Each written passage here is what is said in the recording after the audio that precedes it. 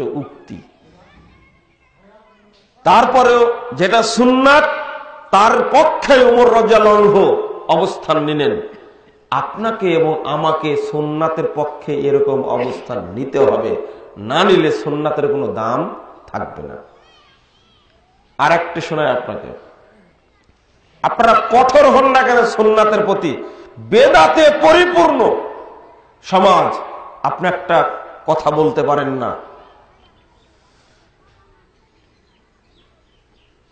আব্দুল্লাহ ইবনে ওমর রাদিয়াল্লাহু আনহু, আব্দুল্লাহ ইবনে ওমর বুঝতে পারছেন, ওমরের ছেলে, একদিন যাচ্ছেন, অন্ধ হয়ে গেছেন তিনি শেষ বয়সে। 538 নম্বর হাদিস আবু দাউদে পাবেন। জহর বা আসর ফাসাওয়া রাজুলুন ফি দুহুরি আবিল আসরে, জহর এবং আসরের সালাতে আজানের পরে আবার ডাকছে, এইদিকে আসো, এইদিকে আসো, আজান হয়ে গেছে, সালাতে আসো, মসজিদে ডাকছে। বলা মাত্রই তিনি বলছেন, ও খুরুজবে না, কে আছো তোমরা, আমাকে ধরো, তোমরা আমাকে বের করে নিয়ে যাও, ফা ইন্না হাযিহি বিদআহ, এই বিদআত চলছে এই মসজিদে, আমি এই মসজিদে সালাত পড়ব না। কি ডাকা যাবে নাকি? মসজিদে আজানের পরে ডাকা যাবে না।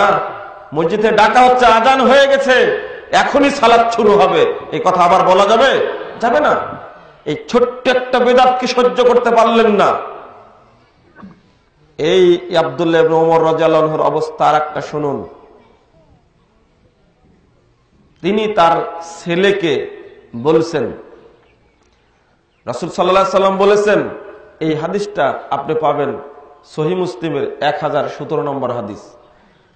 তিনি বলছেন একদিন যে, লা তামনাউ নিসাআকুমুল মাসাজিদা, মহিলারা যদি মসজিদে গিয়ে সালাত আদায় করতে চায় তাহলে তুমি তাদেরকে বাধা দিও না।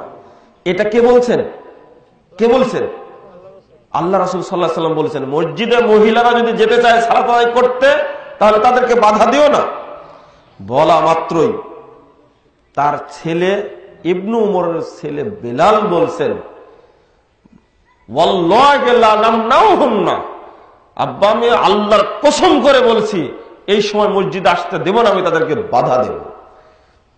এবার ইবনু উমর, উমরের ছেলে আব্দুল্লাহ, ফাকাদ্দামা ইলাইহি ওয়া সাব্বাহু সাব্বান সাইয়্যা, তাকে নোংরা ভাষায় গালি দিয়ে তাকে মারার জন্য দৌড়িয়ে গেলেন এবং বলছেন, উখবিরুকা আন রাসূলিল্লাহি সাল্লাল্লাহু আলাইহি ওয়াসাল্লাম ওয়া তাকুল লা নামনাহুন্না, বেয়াদব কোথাকার, আমি তোমাকে রাসূলের পক্ষ থেকে হাদিস শোনাচ্ছি আর তুমি বলছো আমি তাদেরকে মসজিদ থেকে বের করে দেব, মসজিদে ঢুকতে দেব না।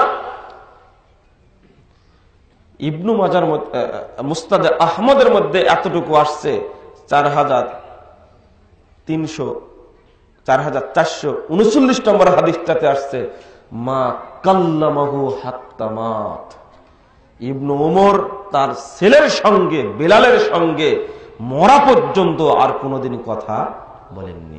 শুধু একটি কথা বলার কারণে আমি মসজিদে বাধা দিব। আজকে যে সুন্নাতের অবস্থা, সুন্নাতকে যেভাবে পদদলিত করা হচ্ছে সর্বত্র, এই সমস্ত ব্যক্তিদের সম্পর্কে কি বলা যায়?